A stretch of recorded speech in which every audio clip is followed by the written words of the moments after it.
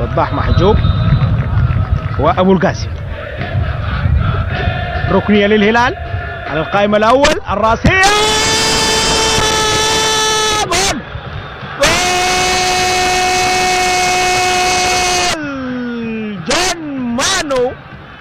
جون مونتال مانو يسجل أول أهداف اللقاء، وينجح جون مانو في فك شفرة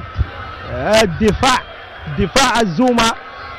جون مونتال من هذه الركنية بعد درز من الركنيات رأسية، لا هو صلاح عادل يا جون، هدف لمصلحة الزوما نفذت. سيطر عليها الهلال في وسط الملعب مجددا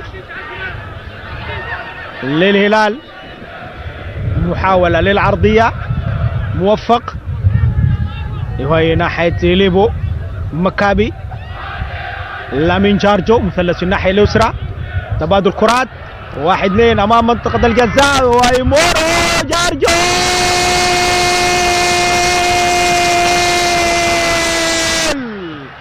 لامين جارجو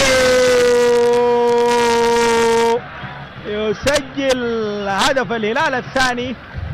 وهو كان شوف الاحتفال والرقصة تعبر عن السعادة وعن إصرار وعزيمة. لامين جارجو لاعب مهاري ولاعب فنان، يمر باليمين وباليسار.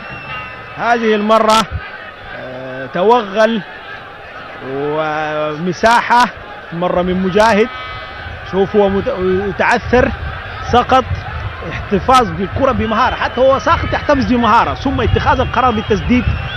يا عصام يعني انت نجم اللقاء، لكن غلطتك هذه التسديدة. هدف ثاني للهلال يؤكد